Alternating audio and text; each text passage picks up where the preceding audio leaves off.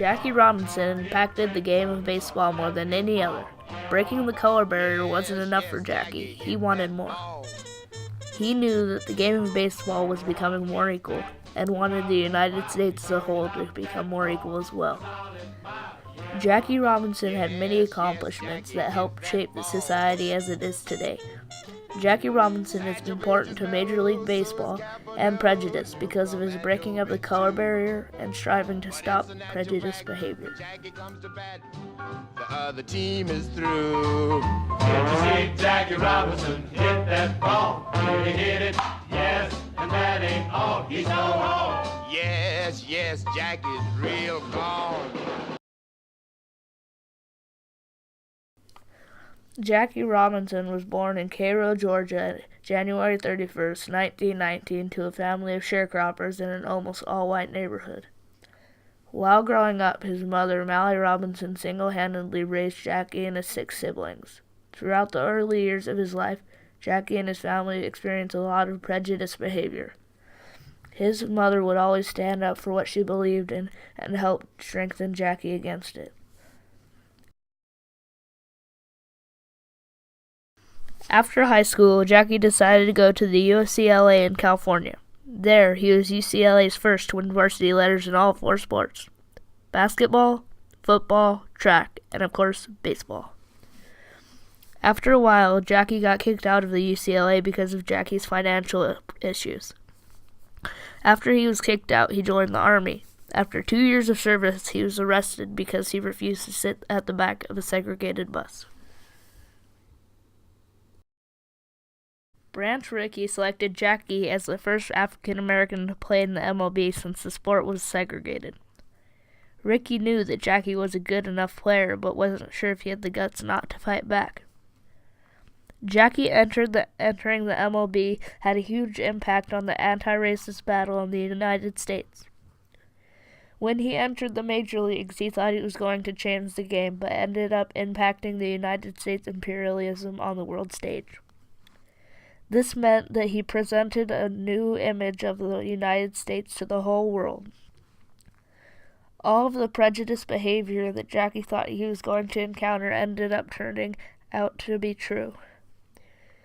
Players started saying that they were going to drop out of the league and boycott. After a while of this, Dodgers general manager Leo Durocher put an end to everything.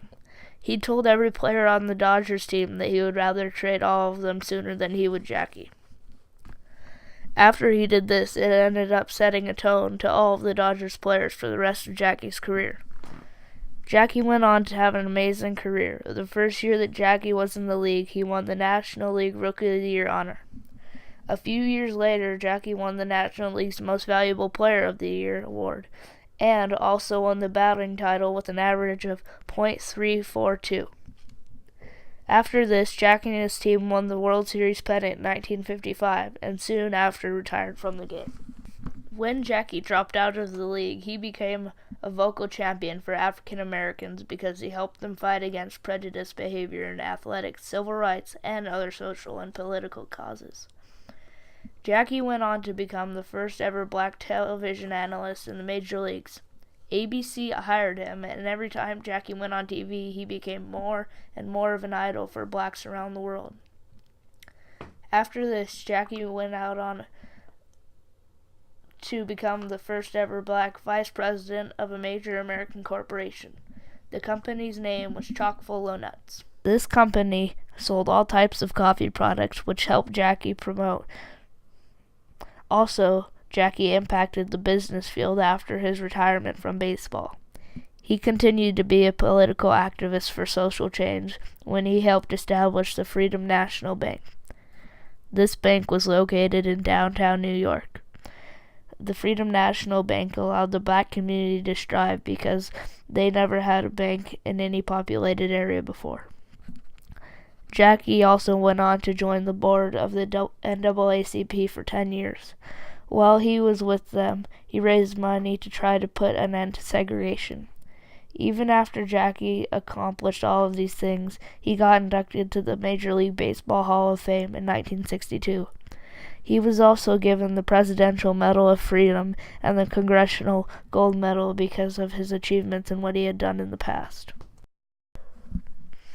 Jakie Robinson lived to be 53 years old and died on October 24, 1972 of a heart attack. Even though Jakie died, many things have changed to honor the great baseball player and political activist. In 1987, both the National League and the American League renamed the Rookie of the Year awards the Jakie Robinson Award in honor of Jakie winning this award his first year in the league. Also, in 1997, every team in baseball celebrated the 15th anniversary of Jakie breaking Major League's color barrier. After that day, Robinson's number 42 was retired over all of baseball. This is a huge honor because Jakie Robinson's number 42 was the only retired number in all of baseball.